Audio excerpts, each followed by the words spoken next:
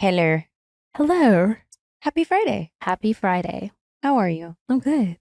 How's your heart? Oh, good. My heart is feeling a little upset because I forgot to mention something. What? Two things. One is actually appropriate for a WWDD Hometown Hero episode. Quick basement that I forgot, which I know this is going to piss you off so bad. Welcome to Disrespectfully With Katie Maloney. and Dana Cathan. Unapologetically. We're here to do what we want to do. Spilling the tea. Babe, you're going to see the power of women. Like, Disrespectfully. so I got a massage 2 days after I got back from Japan because of, again, the shin bleeding feeling and the callus that is now on my foot. That is, my heel is a 90-degree angle. I cannot wait to get a pedicure, okay? So I was like, want to get a massage, feel good. And it was a guy, so I was excited. I was like, I am a baby about pressure with massage. If it's too hard and it hurts, I don't like that. I like a nice medium pressure. It was like he was tickling my back. And then at one point I asked him for more pressure, didn't change. He was wasting time to the point that it was comical. Have you ever in your life gotten a massage where they did 3 aromatherapies in one session? So when I first get on, he rubs the oil around, he puts it under my face, and he just holds it there for literally 30 seconds. And he goes, okay, deep breath in. And so it's 30 seconds. It's like a 90-second thing. I roll over. He puts me on his back. He takes so long adjusting the blankets, going down, pulling it up. By the way, the top one, it's like a fake sheepskin, put it right on my mouth. I was like, between him and the coughing guy, I'm probably carrying the bubonic plague. Then he does it again. Same thing. Rubs it, Oh, God. holds, deep breath in. Then before my massage completed, he did it again to waste more time. Then he was going at certain times. Instead of rubbing, he would just very lightly hold a limb and not move his hands as if he was applying some intense pressure. And then he did it on my neck for the last 3 minutes of massage. He just lightly held my shoulders. I was so mad. I almost got up and was like, he was like trolling me. I was like, what are you doing? But I feel bad. I wanted to write an angry letter because I want a credit. Was this the place that we go? No. I was gonna say, they don't have this sheepskin thing there. No, but I just Oh. randomly decided to go. They never have available appointments last minute. And now I know why. And I wanted to write them a thing and just be like, he was nice, so I don't want to get him in trouble. But it was actually laughable. And then on the way out, I think he knew that I was not happy. So he stayed for a long time. He's like, if you want to rebook with me again, you have a lot to work through in your shoulders. And I was like, you're going to have a lot to work through if you don't get the fuck out of my face right now, because I just spent an unreasonable amount of money to be tickled. Like, what the? Yeah, I want you to move the meat around. He didn't move the meat at all. He just held it in his hand. Well, there's some people, and then I feel like I come out of there walking crooked because they literally just like moved just the pain into different places. And now I feel like I'm lopsided and just like you're just coming out doing the robot. Well, here's 2 other things. Then when I flipped, he put the sheet, you know how they like kind of tuck it around your thigh to make you comfortable? He tucked the sheet at the bottom of my knee. My thigh was completely covered. He couldn't even touch it with the oil. So, and then he just pressed on my thigh. Then he also didn't use enough oil at any time. So I was being sandpaper basically. Then the last thing he did, I think he was trolling me. He stuck his fingers in my collarbone, like the top of my collarbone, as hard as he could for 5 minutes. It was the weirdest massage I've ever had. And I'm not even a massage that's kind of like, even if it was like, meh, it was still a massage. It was relaxing time. Yeah. I came out the angriest, worst version of myself that I've ever been in my fucking life. It was like me hungry times 10. I was like so upset about the whole experience. Anyway, so I just didn't want to get him in trouble. I don't know. Maybe he was having a bad day and I just think he's very, very probably new and like he's getting like his massage hours in. And he was so nice. That's why I thought at one point, I was like, is this a student at one point I was like, did he steal the uniform and he's just like come here as an imposter? My God, I was so freaked, but he was really nice. So one thing I was gonna say too that really bugs me about massage, and thankfully the place I go to, the best invention they have is like once you're like on the table, feeling good, comfortable, you push the button and then they come right in. Mm-hmm. There's like a light that goes off. I hate again, they just want to eat into your time because you're like the appointment. It's not the time that you book that starts when the massage starts. It starts when you're undressing. Once they like bring you into the room and leave. And so I've sat there for like 15 minutes at some point. I'm like, not just 5 minutes, like 15 minutes is a quarter of the massage at that point. Like it is just time gone. And they come back in and you're like, where did you go? Did you go to like smoke a cigarette? Did you go to like poop? Like, what were you doing that took 15 minutes? You just left. You should have just been waiting outside the door. It takes 2 minutes to get undressed and get under that thing. I'm not like, when you come for a massage, it's not like you have like a whole fit on that you got to like layers upon like I'm naked and in that bed in 12 seconds flat. Yeah, I'm hopping right in. That's the quickest I ever take my clothes off. I'm just like, where the are they? Or with like the mid massage, they go to get one of those like hot towels, but like that's taking really long and you're just like laying there. You're like, hello? Sometimes you can tell they have a hot towel in one hand and Instagram in the other. They're just really, and honestly, if they came in smelling like cigarettes, I'd maybe understand it. But I'm like, damn, it was just such a bummer. And I know first world problems, like that's silly to complain about. But yeah, now I feel like I need another one to like offset that. But it's like that was my budget. That was my massage budget. And I used it to get tickled. Oh, so I'll send you a squeeze, I think. I have a squeeze one I can send you. Okay, well, send me a fucking squeeze. The other thing, I don't know how graphic I want to get with this. Probably not super graphic, but I just think you should all know, and you, because we're family here. I almost had a hometown hero situation like the girl that shit herself at the train station. In Japan, I had a really unfortunate morning. I don't know what happened, but I had to run off the train and I'm like, thank God we're at a bathroom.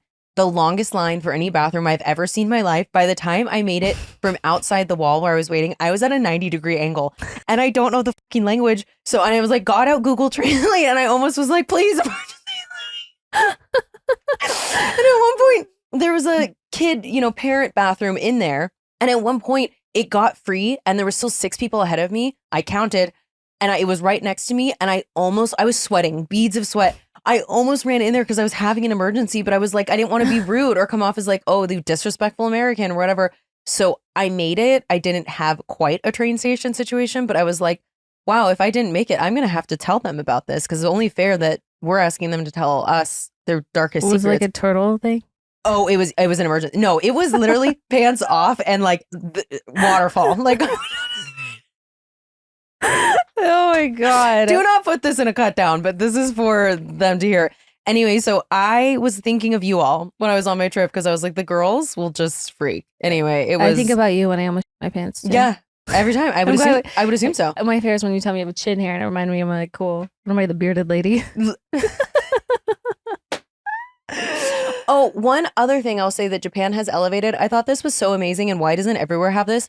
In most stalls with the women's, so hopefully men's too, there's a baby holder, like a high chair. So you can stick your baby in there while you're shitting your pants, which I thought was awesome. You're like, if only I had a baby to put in there. If only I had a baby, this would be so useful. So I thought that was great. And also the toilets there. You were right.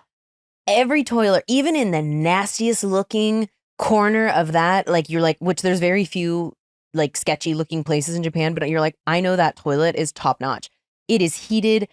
I accidentally turned the bidet on and scared myself to death in the hotel at night. I was trying to be quiet and go potty. And I turned the bidet on and had a whole, I screamed because it scared me and it was just up my asshole. But so yeah, I got kind of into it at one point and was like, maybe I do like a bidet. But yeah, the toilets were crazy. Love a bidet. So I told you, well, in Hawaii, our hotel room had one of those toilets and I got real comfortable on that thing. At one point, I turned the water on, and a lot of them, like in public spaces, it like turns off after like 15 seconds. This one kept going, and I was like, "This is a long one." I realized that you have to manually stop it. So I was just sitting there being like, "But man, it felt good. My sphincter was relaxed, nice and clean, a little polished off." Oh yeah, you could eat spam off of it. You sure could. And I'm sure Nick did. Anyway, so welcome back, you guys. This is you're currently tuning in to a WWDD Heauxmetown Heroes. So we should probably just get right into it. We should probably get into it. Hey guys, just a friendly reminder, disrespectfullypod@gmail.com. Keep sending these in because we love doing them. Yes. Katie says, not this Katie, a different one. Okay. Dear Katie and Dana, hello, my loves. First, let me say I love the pod and listen every Wednesday and Friday on my drive home from work. Teaching 20 first graders all day is not for the faint of heart, and you two help this 42-year-old wife and mom and 2 teenagers decompress, laugh, and send all the haters to the basement with ease. I can't imagine. Being a teacher is such a hard job at every stage, when they're little, when they're older. So shout out to all the teachers. You are so underpaid and underserved. Yes. And also that man and his fucking executive order to end the Department of Education is fucking disgusting. Yeah. Okay. I grew up in a small town at the foothills of the Appalachian Mountains in the 1990s. There was always a spooky tale, urban legend, or ghost story people were sharing. Most I ignored, but this one freaked me the hell out when my mom told me a few years ago. After my parents would put us to bed, they would go back downstairs, watch TV, and enjoy the peace and quiet. We lived in a bi-level house. If you don't know what that means, the stairway is split in half, so you go up 6 steps, then there's a landing, turn right, and go up another 6 steps to the second floor. Sometimes my brother and I would sneak out of our rooms and go sit on the landing and listening to my parents' conversations and the show they were watching. We'd always get caught and get told to go to bed. Well, one night, my parents swore that my brother and I were sitting on the landing and yelled at us to go upstairs. That is such a 90s memory for so many people of getting yelled at by your parents when you think you're being sneaky, listening to them, being little voyeurs. When my dad didn't hear any footsteps, he got up and saw that we weren't there and in fact were sound asleep in our beds. While he was checking on us, my mom saw a boy run down the bottom 6 steps and into the laundry room. She went to yell at my brother, but it wasn't him. No one was in the laundry room. Fuck that. Burn the house down. My mom told my dad what she saw and they both brushed it off. They brushed it off. The 90s are so chill. Parents are like, fuck it. Let him walk to the 7-Eleven that's 20 minutes away from our house. I'm sure it's going to be fine. And oftentimes it was. Honestly, so true. Yeah, but why are you guys time. so relaxed? Night after night, while my brother and I slept, my parents would see a little boy run down the steps out of the corner of their eyes, but before they could turn their head, the boy would be gone. My dad set up a camcorder one night. Yes, a camcorder. This was about 1990. But the only thing they ever saw in the video the next morning was what appeared to be a flash of light. My mom worked in the school district we attended and spoke to her fellow teachers about what was happening. The librarian at her school had grown up in their small town, and her grandparents used to tell the story of a little boy that fell down a well and died. Also, let's be a little more original. Kids only died in wells from 1990 back. It was just well death. It was going to be quicksand or well. Yeah, you guys, let's patch up the wells. Maybe they learned, and that's why we don't hear about well deaths as much. But anyway, my mom and the librarian worked together to do research at the story at the public library. After some digging, they found no story of a little boy falling in a well, but they did find a story of the same time a boy that was hit by a car and later died from his injuries. Other people who lived in our neighborhood also had stories of seeing a boy in their house late night running from room to room or up and down the steps. Needless to say, everyone was freaked out. Busy ghost. He's doing night shows. He's no matinee for him. He is working, booked and busy. Fast forward to 1995, the year that well death stopped. No, I'm just kidding. My parents still see the little boy every now and then, but don't really bother with him and would tell him that he was safe with them. He never bothered my brother and I and never played any tricks, so my parents felt like he was a safe entity. In March of 1995, my father got very sick. We found out he had cancer everywhere and he died 6 weeks later at the end of April. Oh my I'm God, so sorry. That is tragic. Horrible. The night my father died, my mom woke up to someone shaking her arm. She opened her eyes slightly and saw the figure of a boy and was thinking it was my brother. Thinking my brother who had a bad dream, she told him to get in bed with her. When she opened her eyes all the way, it was the ghost of the little boy who said, "It's okay, I'm going with Pat now." Pat is my dad's name. My mom never saw the ghost again. She swears the little boy was looking for someone to take him to heaven. I just got chills. No, I know, it's making me cry. Oh, My dad. My dad was. I know, it's so sad. My dad was a safe person the boy could trust to lead him there. I hope the story gave you goosebumps and confirms that the Appalachian Mountains were truly a spooky place. Okay, love you, bye. Katie, okay, this is definitely the first time we cried on a WWDD Hometown Hero. That is so. I'm going with Pat now. No, that is so sweet. And I actually totally believe that just in my own ghost experiences, that it's the ones that are having trouble transitioning. And I think there's a reason that some do. And since he was a little boy, the other thing about this that stood out to me is the one house that I had where the little boy followed me around everywhere. I think that that's what that was too, that he was having trouble transitioning and he just felt safe with me. And we had done a bunch of sleuthing and found a little boy in the 50s had died somewhere around where I lived. So good on you for using the public library. And I'm sorry that just made me cry, but that is so sweet. I'm sorry that happened to you and your dad, but I'm really happy that your dad was such a incredible man that a little ghost boy would want to go with him. Imagine also opening your bed up to, and it's a ghost accidentally. And you're like, actually, invitation rescinded. Please leave me alone. Yeah, no, that. Mine just used to watch me sleep. He never tried to get in the bed though. Anywho. Okay, well, thank you so much for sharing that. That was really... Wasn't that so... And also, I can tell you're a teacher. This was so well written. We love you. Yeah. Thank you so much for sending that in. Spooky and also beautiful. I am so excited to be done with winter. That feels like an understatement. I'd like to shiver more. I don't know about you. I'd like my teeth to chatter. Yeah, my skin is chapped. I have sores from just it being so dry and anyways. But gone are the miserable days of sunsets at 5 p.m. And constant shivering in your apartment. And good riddance. The only issue I have with it getting warmer out is that, The return of BO. Bobo. She comes around. She comes around every year. Yeah, the smell returns and nobody wants that. No, it's not hot at all. Under the boobs, in the butt. There's only one way to fix it, and that's Lumi. Unlike other deodorants I've tried, Lumi whole body deodorant can handle anything. Yeah, we're talking regular BO, anxiety BO, existential dread BO. Check. Yeah, whatever is getting you smelly in all the wrong places, Lumi's your girl. It's long-lasting, safe to use anywhere on your body, clinically proven to block odor all day and control odor for up to 72 hours. And it smells incredible. J'amazing. All products are baking soda free, paraben free, and are pH balanced for safe use below the waist. My favorite is the Clean Tangerine. We obviously talk about her all the time. Mm-hmm. It leaves me smelling like a beautiful little citrusy goddess, and I never have to worry about the dreaded smell. Like you subtly have to lift, smell it, smell your armpit. Lumi's starter pack is perfect for new customers. It comes with a solid stick deodorant, cream tube deodorant, 2 free products of your choice, like a mini body wash or deodorant wipes, and free shipping. As a special offer for our listeners, new customers get 15% off all Lumi products with our exclusive code. And if you combine the 15% off with the already discounted starter pack, that equals over 40% off their starter pack. Sheesh. Use code disrespectfully for 15% off your first order at lumideodorant.com. That's code disrespectfully at LUMEDEODORANT.com. Please support our show and tell them we sent you. Smell fresher, stay drier, and boost your confidence from head to toe with Lumi. I can't believe this month is almost over. This year is almost over. It's 2026. But truly, February pretty much didn't happen. March is almost over. It's crazy. The whole thing's been a fever dream. Time keeps on slipping. Keeps on slipping away. Slip into the future. Time after time just started playing in my head. We're basically Romeo and Michelle. Well, no matter how fast time seems to be flying by, it's never too late to make progress. If you're saving up for a big purchase like a home or a car and need to build credit fast, Kickoff can help.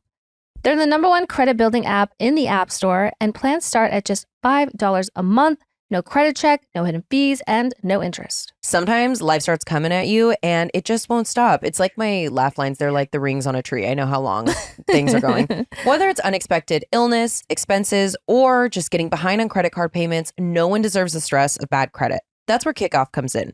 Kickoff is a credit line for building credit, not everyday spending. If your credit is under 600, you could jump like 28 points in your first month. Kickoff is a smart, legit credit hack with no catch, no credit check, no hidden fees, and no interest. It's simple. You make on-time payments, credit bureaus see the good behavior, and your credit grows fast. Kickoff is affordable, easy, and effective. Start building credit immediately for only $1 your first month. With AutoPay, you never have to worry about missing a payment, so you can build credit in your sleep. Sign up in minutes from your phone, no credit check, cancel anytime. Kickoff is the #1 credit building app out there. It has over 100,000 positive reviews on the App Store, and 98% are 5 stars. Building credit can happen faster than you expect with Kickoff. Don't wait and get your first month for just $1 at kickoff.com/disrespectfully. That's Kickoff without the C. Get 80% off at getkickoff.com/disrespectfully. Must sign up via getkickoff.com/disrespectfully to activate offer. Offer applies to new customers, first payment only, subject to approval, offer subject to change. Terms and conditions may apply. Point stat based on Equifax Vantage Score 3.0. Changes for Kickoff users starts under 600 who made their first on-time payment between January 2021 and March 2024. Payment and credit card activity outside Kickoff can impact on your credit. Individual results may vary. Laravel says, my ex licked my BFF's vomit off my feet. This is a hard right. Huh? Okay. Hey, Katie and Dana. Love you both, but want to get straight into my story. I'm 20 years old and in college, but already have some crazy stories to tell. That's impressive. That's what you should be doing at 20 years old. Uh-huh. Mm-hmm. Last year, my best friend / roommate and I met these 2 guys that were also best friends. Never ends well. It doesn't. Because I can also speak from experience. Oh, yeah, absolutely. I dated my guy for about 6 months and she dated hers for like 9.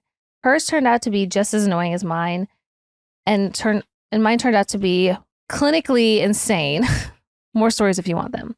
Anyways, for this story specifically, I want to talk about the time my best friend invited my guy and I to a formal for school club she was in. Her guy couldn't make it, so she just took the 2 of us. The formal was held at a restaurant with an open bar for people of age. Thank God for fake IDs. Of course, the three of us got absolutely shit-faced. I can't lie, it was so much fun. Afterwards, we wanted to keep the party going and go to a bar which was like a mile down the street from the restaurant the formal was at. We were wearing heels and dresses, but we were so drunk that we took our heels off and walked the mile completely barefoot. Oh, no. In the streets of a city in New York, mind you. All right. Oh, no. Yeah. Before getting to the bar, my best friend stopped on the side of the street and puked her brains out with vomit spraying on my legs and feet, but I didn't care because that's my BFF and I was too drunk to even notice. The three of us decided just to Uber back to our dorm room. When we got there, I laid down on my bed and my boyfriend was sitting at the end of it. All of a sudden, he picked up my foot and started sucking my toes, which had previously walked the streets and been covered in vomit. With my two roommates awake in the room. Ugh, this caught me off guard because it was not something he did normally, nor something I enjoyed. We all screamed at him to stop, and then he passed out. My best friend and I got Taco Bell and never spoke about it with him again. Hope you enjoyed this random story. I thought it was hilarious. Love you, XOXO, Larabelle. There is nothing sexy about that. So whatever in his brain was like, I'm going to get something, yuck. If he decided in that moment to someone thinks about where these piggies been? I don't know. Like, that's just fucking disgusting. Do you like your toes in someone's mouth? I was just about to ask, how do you feel about a toe sucking? The only time I'd feel very comfortable about it is if it was like, I just took a shower, things are clean, like, then you tend to do things that you maybe typically wouldn't do, not knowing if someone has recently been washed. But no, it doesn't do anything for me.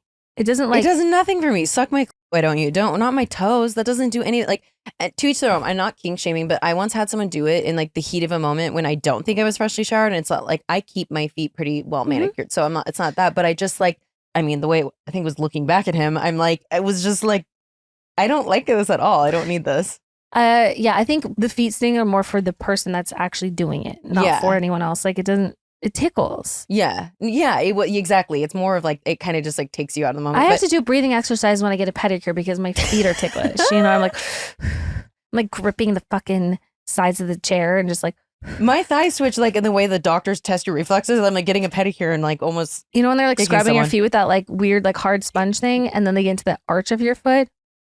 Woo! No, it's too much. That is spicy. Okay. Well, that's fucking disgusting. That guy, I'm glad you're not with him. Because, great story though. And that is yuck.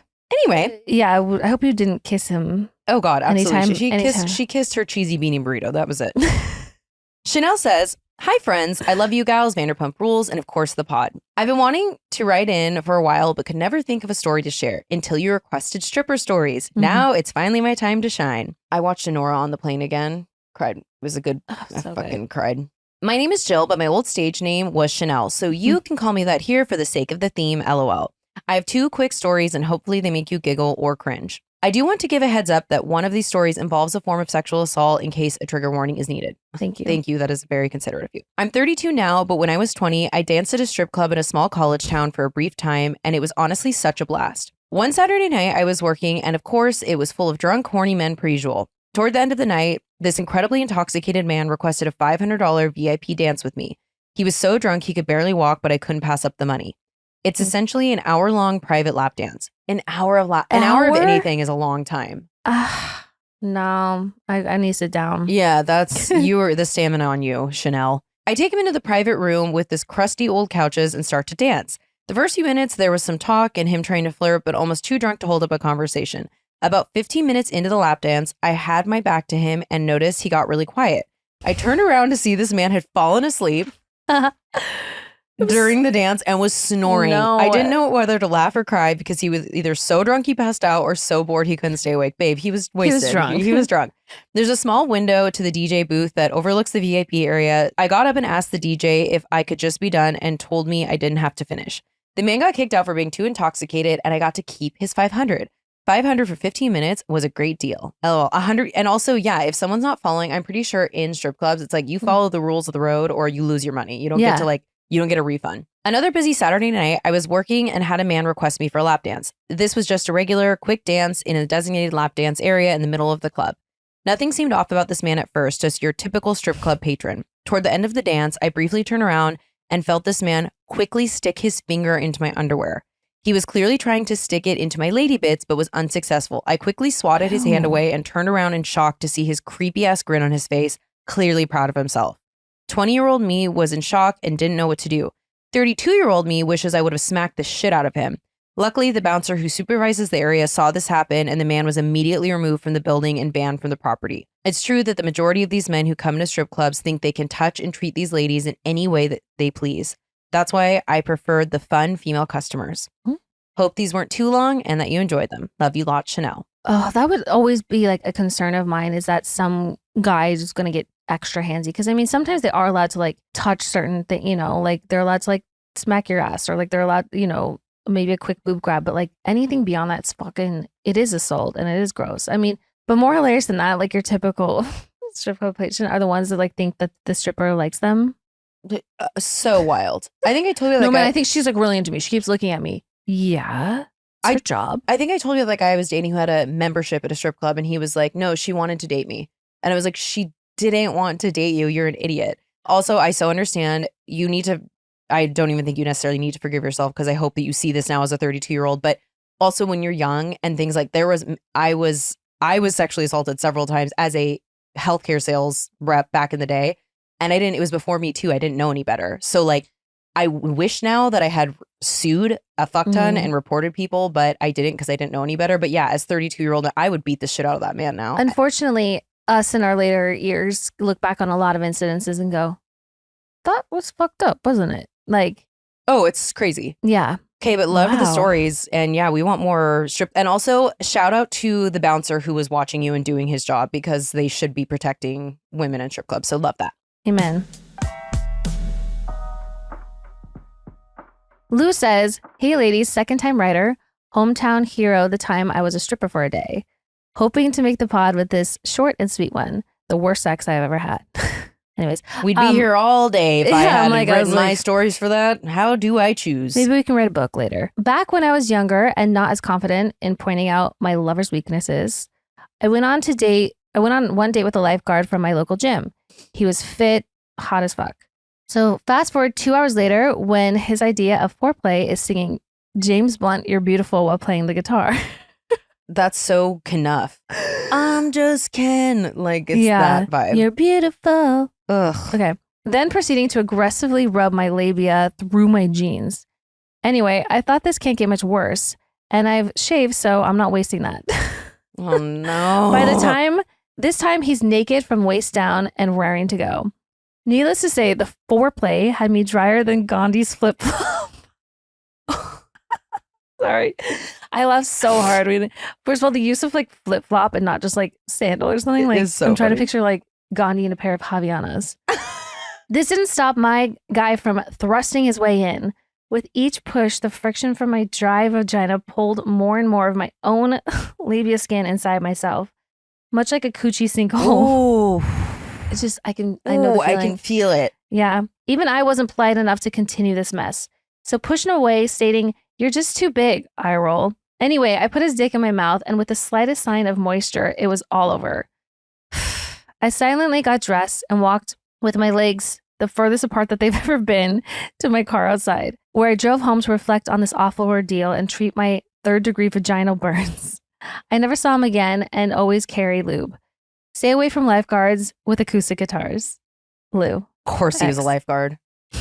Do you think he wore I want to call whistle? it a amoxicillin, but that's not what it's called. The zinc? Penicillin, zinc oxide. Yeah. Yes. Probably the whistle. And his whistle and his Spitfire sunglasses. You can get legitimately injured, just like with anal. Always make sure there's so much lube. Well, I think about the girl that wrote in where she was having like aggressive penetrative sex and it like tore a lesion in her vagina. She had internal bleeding. Yeah. Also, why is women, the way that she like finished them up, and also we've all done this, but why do we feel the need to like when we're having a bad time, just go along with it? Like because they'll be mean. It's, oh yeah. Oh, that's right. We don't want to get murdered. You're right. We don't want to get yelled at or crucified or hurt or whatever. So it's just terrible. Do you remember, you know who this is, but that fucking freak who after I ended things with him was like, no, I think that was amazing that you felt, comfortable enough to tell this to my face because, some guys can hurt women. That is literally so insane that was in your brain because it's wildly unhinged. It is something that we think about, but like the fact that you register that and you think you're giving me a cookie because you didn't murder me. Wow, you're really brave. Anyway, yuck. Yeah. Okay. Gwen says, "Hi there, queens. I fuck with you both hard. Wish we could kiki. In my 30s now, but the story happened when I was 20 and a junior in college on a campus in the woods in upstate New York. It's a small artsy school, but big on partying, and we did so religiously. My boyfriend lived in New York City, but would sometimes come up on the weekends because our school was more fun, and this was one of those weekends. The year was 2013, and we've been partying out and around campus with our pals, but around 3 a.m., we wound down. We're super wasted and returned to my room. I have to set the scene here. On campus, there were 5 dorm buildings near where the classes took place, but a little further out, there was 3 sets of neighborhoods where the apartments for upperclassmen are. In my particular neighborhood, the apartments had 3 rooms, a kitchen, and a large lounge area with couches. The only door to outside world was from the lounge. My boyfriend and I had been together for about a year at this point, and we were super comfy and getting a little experimental sexually. The weekend before, we tried to do backdoor. Saying anal just feels too gritty for me writing this on a Saturday morning, but yes, anal. And it had gone swimmingly. Fun for him, fun for me, the end. So this weekend we were drunk and down to try again. Last time had been so simple. My roommate, you know what the thing about anal, like each time is its own experience. You never know what's going to happen. Unique. It's one of a kind. So this weekend we were drunk and down to try again. Last time was so simple. My roommate was at her boyfriend's, so we had a room for free, but my other housemates were asleep in their respective rooms and the doors were closed. So here we go, drunk as fuck, trying to bum penetration number 2. I kid you not, the second time around, it felt like my ass was being ripped in half from the inside out.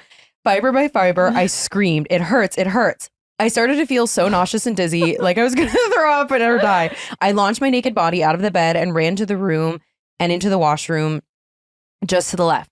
My boyfriend at the time, being a true sweetie, felt so bad and followed me out of the room naked, holding my hair as I lay crumpled on the floor, dry heaving in the toilet, saying over and over, "We don't have to ever do it again. We don't have to ever do it again." And then bang, click. The door to my personal room locked, and me and my boyfriend were stuck in the very communal bathroom, both butt naked, seriously turned in the dead of night. Now, it's important to let you know that in the dead of winter in upstate New York, there is snow on the ground and the campus is in the middle of the woods. Well, my boyfriend eventually scurries naked to the lounge and luckily finds some blankets to wrap himself in, leaves the apartment in his blanket sarong, sneaks around the building to the window to my room, barefoot in the snow, pries it open, shimmies through the window that's at about head height and manages to tumble back into the room to let me back in. Oh my.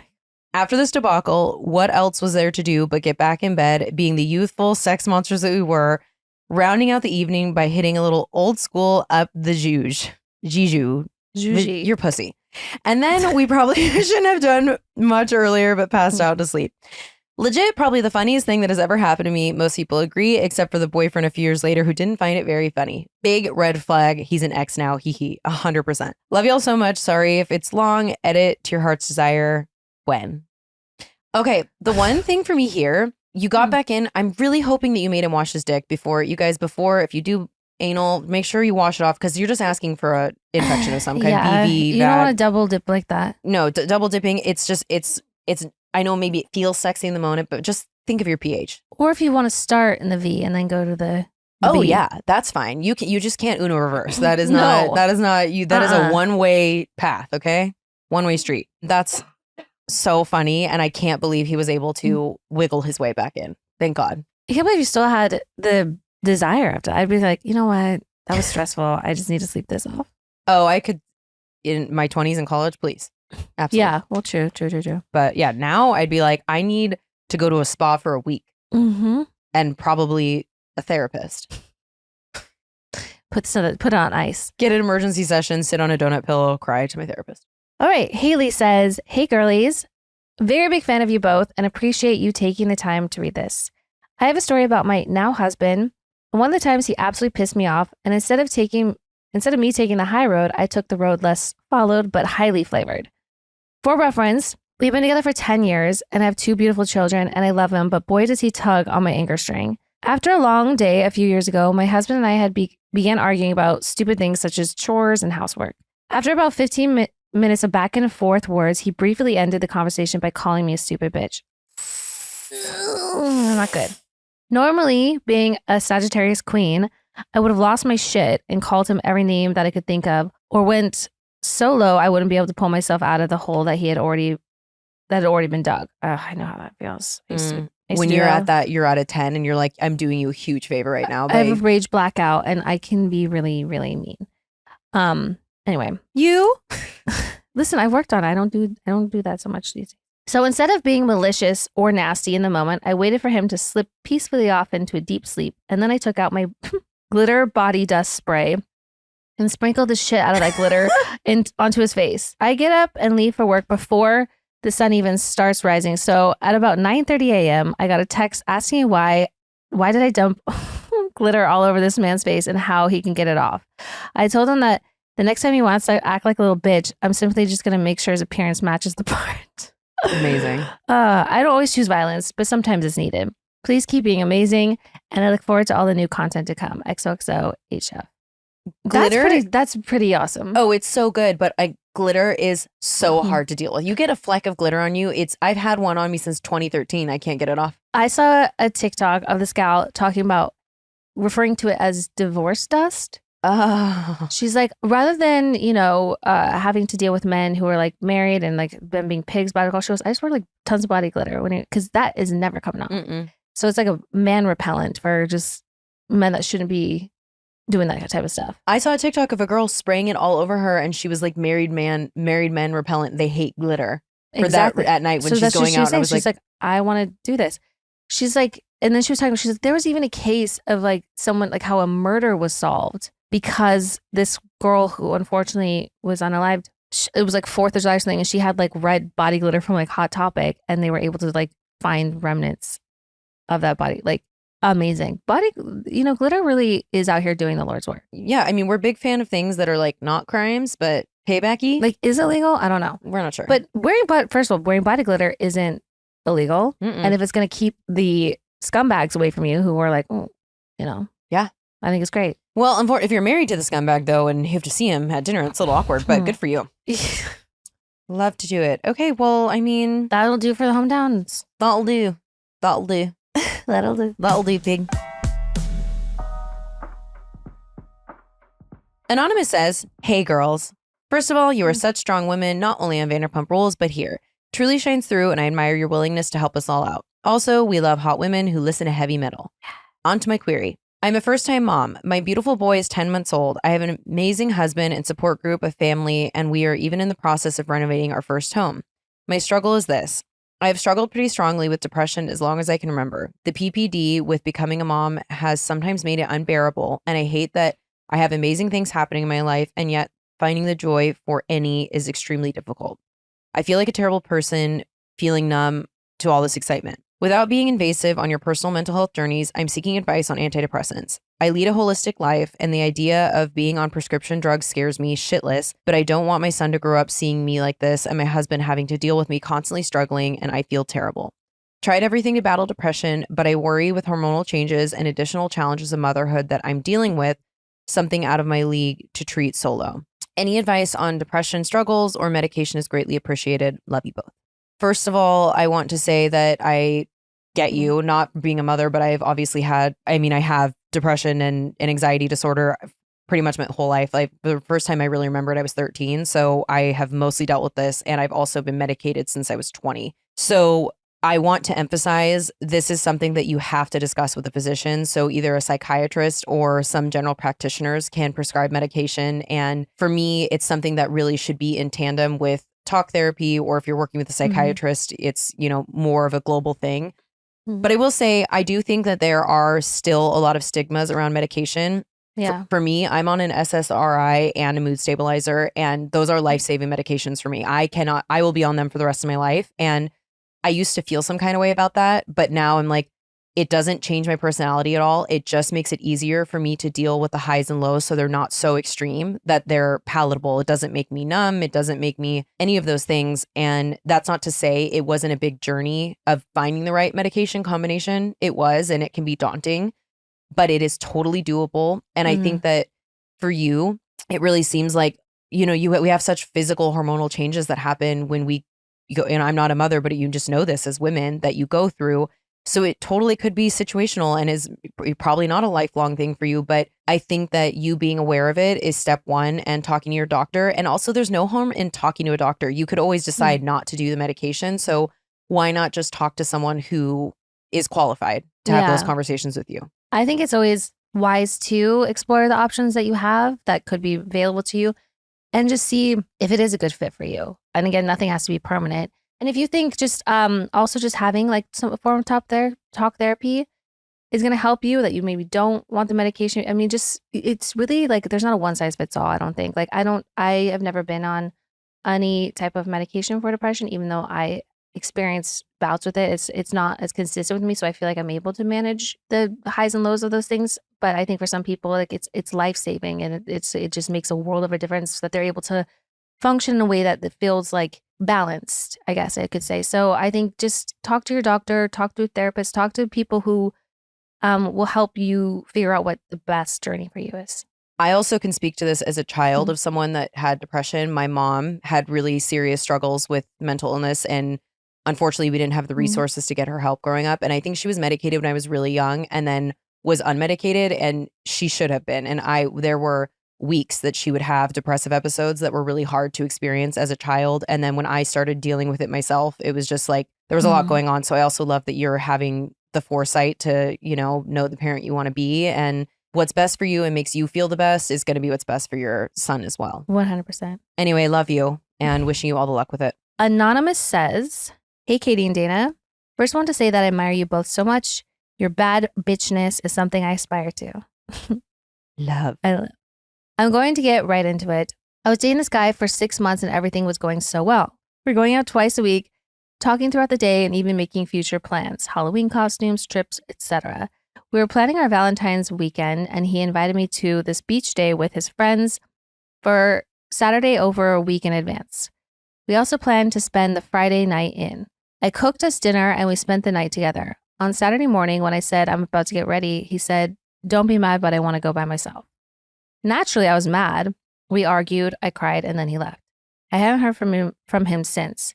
Now, of course, when this happened, I knew I had to break things off because that is unacceptable behavior. But I thought we'd at least have a final conversation. It's really fucking me up that he didn't care even to reach out to me after this. I think about him a lot still, even on dates with other guys. I think about him the whole time, and overall, this really hurt my confidence and sent me on a what's wrong with me spiral. I'm wondering if you guys have any advice on how to pull myself out of this funk and get over this loser. I know I did nothing wrong and that I deserve better than that, but I'm still crying a lot about this. Thank you so much for reading this. Sorry if it's long. Okay, love you, bye. First of all, there's nothing wrong with you. I think the more everyone at the earliest stage in life possible can really own and adopt the whole mentality and affirmation of I'm not going to be for everyone, and that's okay. That's actually great because you want to be able to weed out the people that aren't for you sooner rather than later. Again, I know sometimes with these types of things, it can feel more painful than an actual, relationship that you have a breakup from, because there's that sort of like potential that you're always going to wonder about, and you still put this person on a pedestal, and like the kind of not seeing it through all the way, it sits with you, it haunts you. Two things. I think this person sounds like maybe they're lacking emotional maturity to the point where they felt like they couldn't have open dialogue with you. Like perhaps over the week since you made this plan to go to the beach, like he talked to his friends and they're like, "Oh, are you bringing your girlfriend?" They all said no. So he realized quickly that maybe he just wanted it to be just the guys, and he should have communicated that to you in a way that like you're not feeling bad about yourself because you think he's ditching you. I don't want to like write that story, but I think there's always that consideration of maybe it had nothing to do with you, him not wanting to bring you, but just that wasn't the vibe for the week or for that beach trip. But again, he's just furthering proving to be emotionally mature the way he just hadn't had a conversation with you and just never reached out to you again like that. And you don't want that in your life if you're somebody, but I think moving forward, ask more questions and communicate more. I think so many dating nightmare stories could be resolved if people were better at communicating. Agreed with everything Katie said. And I'm glad that you see it is, I'm sorry, to invite you to something and then wait until hours before you go and then say like, that's just someone who is immature. And yeah, it is hard and something that should be studied as to why those people get under our skin more than others in sometimes longer term relationships. It's disrespectful. But it's I think the feeling of being slighted and just like you wouldn't treat someone that way. So it's hard for you to get your head around why someone would treat you that way. But this is not a you thing. And sometimes funks just have to be what they are. And all I can say about it, I can't tell you an exact time you're going to get over it, but you will wake up one day and be like, ugh, what a fucking loser. Yeah, I think whenever you want to romanticize them in your head, remind yourself that this person didn't have the maturity just to like have a conversation with you, to not let you down, to not hurt your feelings. He didn't respect your feelings enough to have that conversation. He waited till the last minute and then said, don't be mad. Why would you be mad if he had communicated to you and told you reasons why he no longer, or he just wanted to go by himself? I'm not saying he had a valid reason. I'm not saying he didn't, but like if there was, he could have let you know. So when you want to romanticize him, just remind you that just immediately stop whatever thought it is and say, he doesn't respect me. Right. Hope that helps. Hope that helps. But I agree with everything she says. Lauren says, hi, gals, longtime fan of the show and podcast, plus a fellow former WeHo girly. Oh. After hearing Dana mention her flight anxiety and how she got over it on the pod, I'm writing to see if she would share how she overcame that fear. Any tips or tricks she can share for a relaxing trip. For context, I do fly a few times a year, but I'm never comfortable. I'm the definition of raw dogging it on the plane, as in I'm too riddled with anxiety and fear to do anything other than stare out the window, anticipating the worst. I can't read or watch a movie or get myself to do anything to take my mind off the flight. I literally sit there counting down the minutes until we land. Any help would be appreciated. Drugs. Drug yourself. Truly. I mean, honestly, that's what I used to do is I would actually drug myself or get pretty drunk and then get on the flight. And I'm not saying that's a healthy coping mechanism, but if you haven't been able to find anything else, and if you are a drinker or you like a nice breath of fresh green air, or whatever it is that makes you feel comfortable, then go for that. But this single-handedly cured my fear of flying. And I feel like I've said it on the pod before, so maybe I haven't. Someone told me, and I apply this to so many situations in life, don't live it twice. If you're going to get on the plane, and if it goes down, it's going to suck dick. You're never going to have to relive that again. It's going to be horrible. That'll be the only time it ever happens to you. But no, the thing is, if it does happen, why experience it 2 times? Because I too used to get on the plane. I so relate to that. I would be like panicky even when I was drinking and like whatever, would just be so nervous and like not able to focus. So why live the simulation? And that truly applies to everything in life. Anytime I have anxiety that creeps in my head about something random, I have to tell myself that over and over. Because if the thing you're fearing does happen, first of all, worry is prayer for the things you don't want. But second of all, why go through it more than you need to? Also, it's not going to change the outcome. Right. What's going to happen is going to happen. And there's literally nothing you can do about it. So you just kind of relinquishing that kind of like control and thought loop that happens. You just have to just sort of surrender. And obviously there's been a lot of scary things happening in aviation recently. And I just went to Japan. I just crossed an ocean and came back. And I did too. Do you think that didn't occur to me at all? Of course it did. But you know what I said? I'm getting on the plane. I'm going to live my life. When Nick and I were getting on our plane to come back, I was like, oh, did you see the news this morning? There's a plane. And I think like Denver, like caught on fire. And he's like, why are you talking about it? And I'm like, I don't know. But yeah, I think worries, pray for the things you want. Worrying about it's not going to change the outcome. Why relive it twice? It's like paying a debt you don't owe. I mean, just remind yourself that like you just have no control. Have some cocktails. Have a little edible. Take a little Xanax. Take something just to like, it'll get you out of your head. Yeah. Like, you need to get out of your head, and whatever's going to do that. And I'm over here like just promoting drug use, but like, listen, that's a real, that anxiety is real, and it can be debilitating, and you don't want that to prevent you from doing things you really want to do or going places you want to go.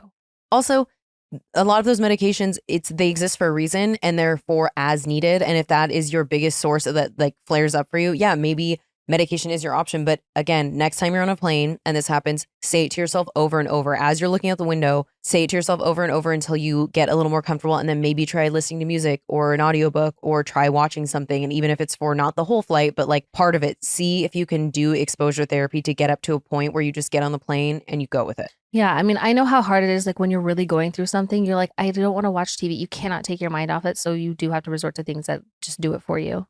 Yeah. Hope it helps. Hope that helps.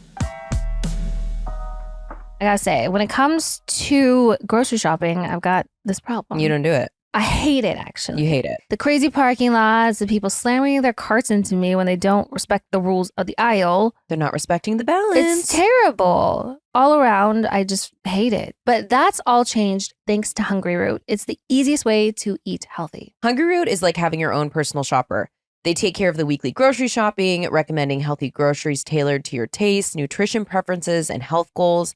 They make it easy to eat high-quality, nutritious food and achieve any diet or health goal, from anti-inflammatory to gut-friendly, because hot girls have gut problems, gluten-free, dairy-free, high protein, and more. They make grocery shopping simple and stress-free. Just tell them about your goals and preferences, and they fill your cart for you with personalized recommendations that get smarter as they learn more about you and what you liked or didn't love. Hungry Root has great options for the whole family with healthy groceries like smoothies, kids snacks, sweets, ready-to-eat meals, salad kits, and even supplements. There's no high fructose corn syrup, artificial sweeteners, or preservatives of any kind in Hungry Root's food. They only source top quality meat and seafood free of hormones and antibiotics. I personally love the lemon pepper chicken and cilantro lime rice. It's delicious. That sounds delish. You're going to love Hungry Root as much as I do.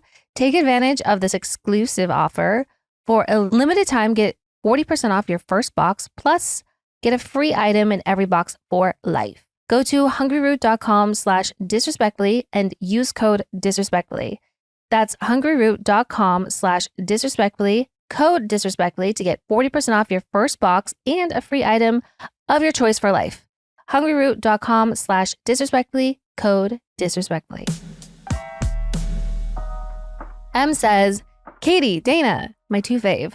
Never thought I would have a WWDD to write in about, but here we are.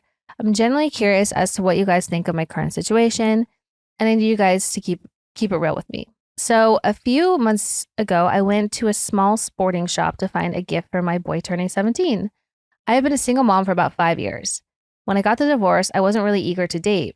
I didn't want to introduce anyone to my kid only to be disappointed by another man, both for him and for myself. And I figured when he turns 18, graduates, and proceeds with his life, I can give it a go. Anywho, I walk into the shop and there's an attractive man working there. Ooh, I like where this is going. But I can see he is young. But a little eye candy never hurt anyone. That's not what I was enjoying my view as he explained the right equipment to me. I ended up buying a few items, and on my way out, he asked for my Instagram. He tells me he has a match coming up and is currently training, so maybe it would be something I could show my son. He was going to give me the shop's Instagram account, but he tells me his name and watches me search for it.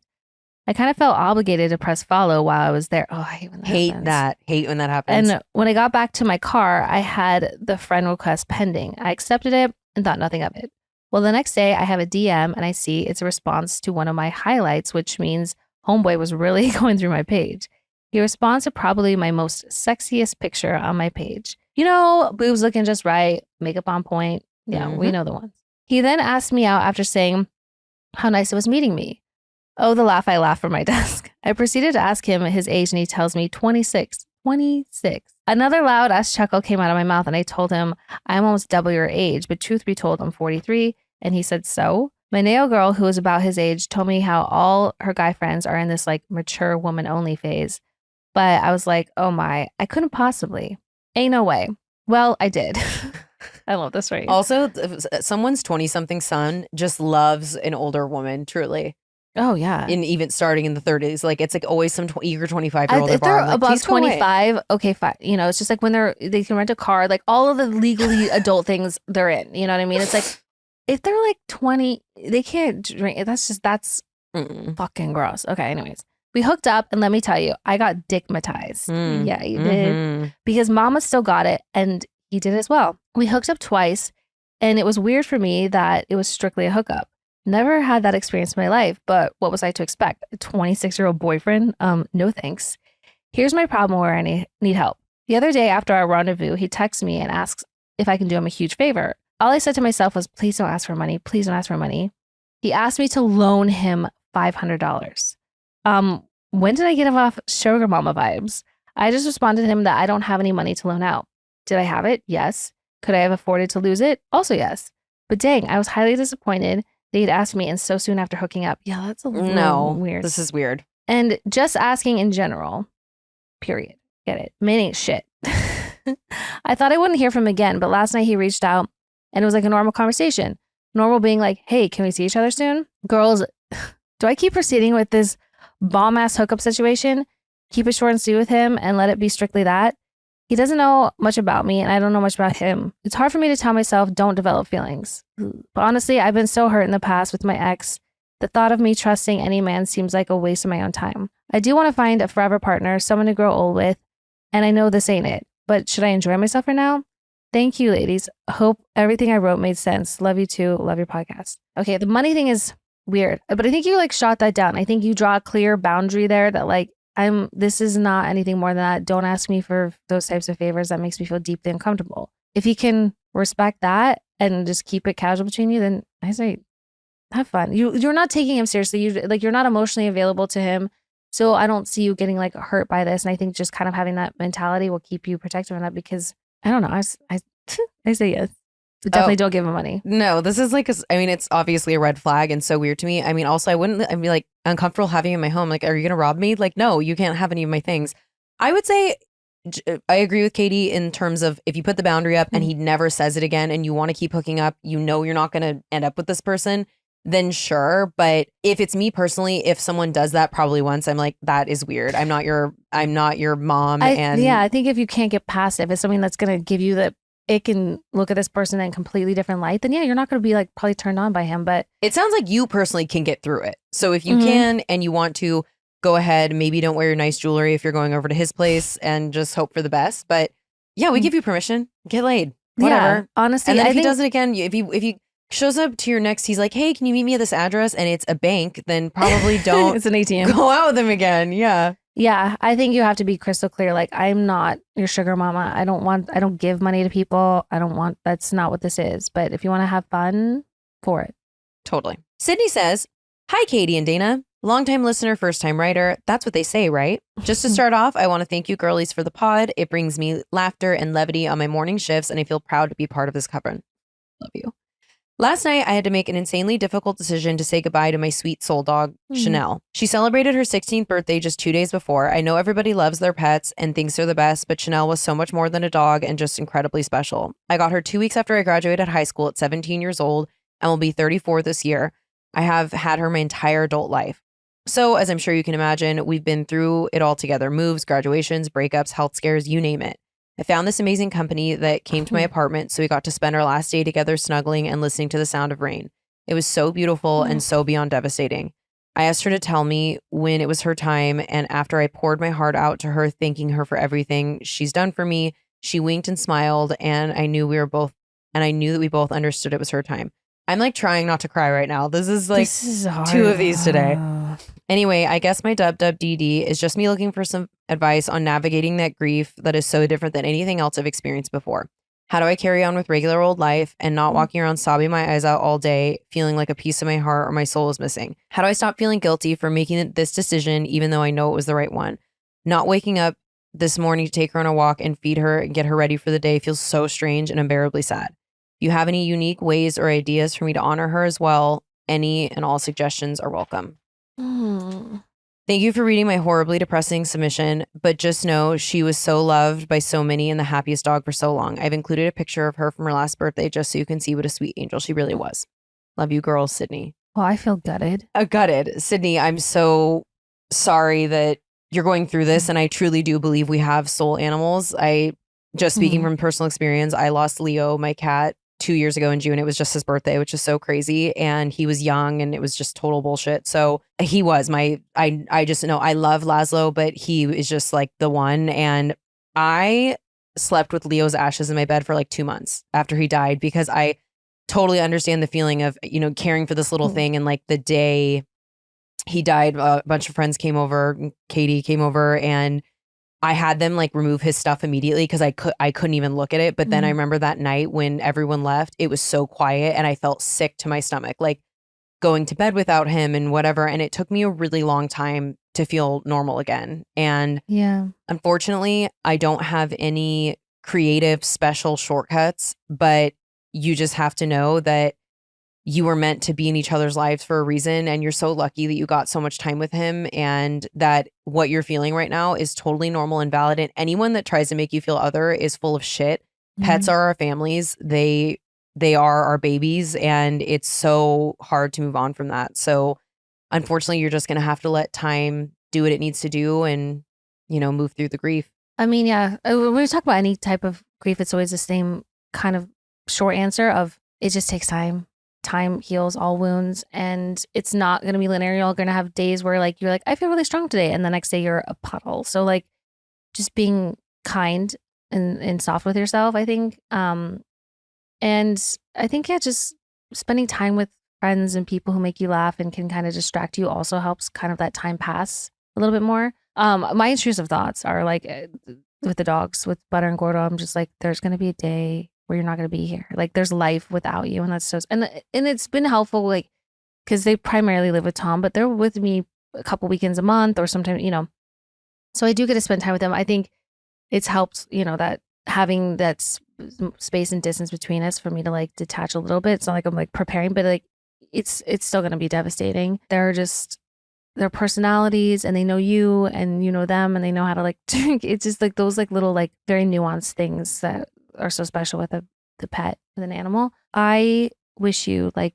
a really peaceful time transitioning through this, but just know it's not easy, and there's no hack to it. No, and also like literally my phone background is still Leo, and it's been 2 years, and I always wonder if Laszlo's looking over my shoulder like, what a bitch.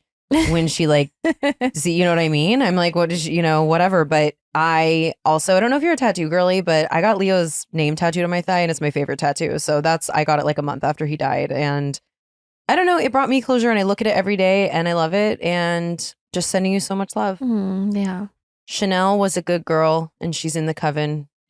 Yeah, Chanel was a good girl, and I bet she's making friends with Leo over the Rainbow Bridge. I bet they're buddies. Aww. Here's a gorgeous photo of Sydney and Chanel. If you're watching this from home. Angel. Love. All right, last one. Okay, there's a lot of names, so we're just going to say anonymous. Says, high school sweethearts or nah. Hi, Katie and Dana. My first WWDD, woohoo. To paint the picture, my husband and I start... Not you saying woohoo. Woohoo, period. They didn't put a woohoo punctuation on the end of that, so I wasn't sure. You read it exactly. Okay. Woohoo. Woohoo. It is your birthday, period. Okay, to paint the picture, my husband and I started dating in 2010 at 16 years old. Unfortunately, right when we started dating, his dad received the diagnosis with cancer and passed away within the first year of our relationship. We went to college together, spent time apart for a while, got back together, did long distance, then eventually got married, had a few kids together. Now, his love language is definitely physical touch. Every couple of days, he wants to do something sexual. I, on the other hand, have no physical sex drive. I feel like I give in, but because I don't want him to be upset, I'm never really interested in sex. And for the first 12 years of our relationship, I faked an orgasm every single time. Oh, brutal. Finally, I took it a priority to understand what I liked in the bedroom, and it's been better. Good for you. I love this man so much. I couldn't imagine life without him. But I just feel like the sex life is such a huge stressor in our life. Adding to an already stressful dual full-time working parents, he works close to 70 hours a week. Minimal family support, and a lot of our default parent burnout. Every couple months, we have the same argument. He wants it more. I have no interest in doing anything, and we have a big fight. I think a lot of this is personal body image issues. I've gained close to 100 pounds since I first started dating him. He's still very attracted to me and cannot keep his hands off me, which is amazing, but man, this fight is so draining every time.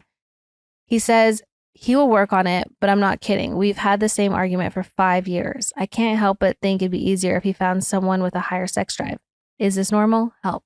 I think this is something that people don't consider how critical and crucial it is to a relationship, because obviously there's like more things at the forefront of like money and like lifestyle things. Like, do you want kids? Do you want a family? That people don't consider that how the compatibility also here is so important. And I think, first of all, it's so normal for you to not have a crazy sex drive. That's a lot of people. Doesn't mean they can't have great relationships, but when there's somebody on the other end who is very physical and wants to be intimate like that more frequently, it can cause a lot of friction. So, and I get the body image issues. Like, I've been through that, absolutely. And it's just, yeah, it's just hard to like feel like that. And even if the person is very validating towards you, it's difficult to feel that comfortability in yourself.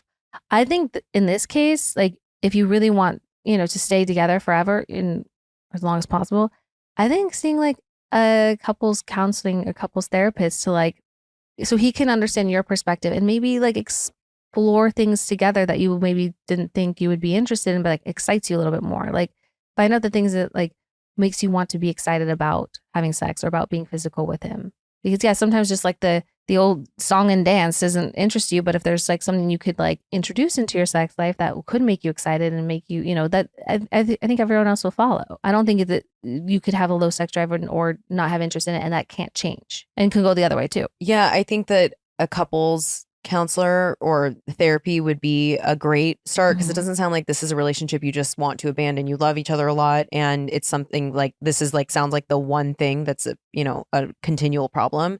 So I think having a neutral party might be, because sometimes I do feel like not all men or not women, but like it usually is the man that's saying like we're not having enough sex, I want more, but they're not seeing what that's stemming from in body image, work, uneven imbalance of the sweat equity in the household, whatever. Yeah. So I think it'd be nice to have someone else. And then I don't know if this is something you would be interested in. Not all people are, but like, would it be a thing that you'd be okay with an open relationship? That is something that like, and I'm not saying at all that you have to, that might be an automatic no, but I think not even necessarily talking to him about it, evaluating for you. Like, I want this to work. It seems like we keep running into the same problem. So what are maybe some creative solutions or things that I want to look into? Or is it just that's where I'm at? And you shouldn't have to have sex just to appease another person. You should have sex because you want to. There's given, because that's going to turn you further away from it. It'll turn into resentment. So I think a great first step would be seeking a neutral party that can help you guys kind of get to the root of it individually.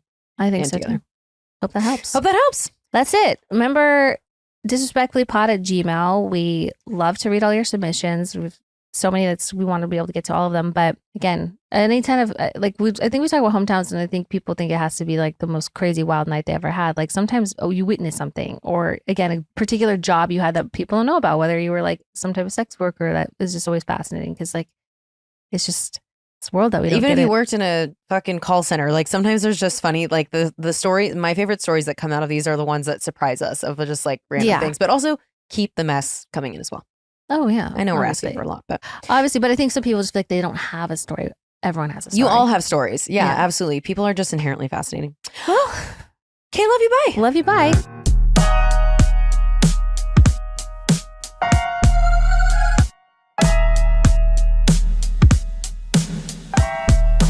Babe, you're gonna see the power of women. Like, disrespectfully.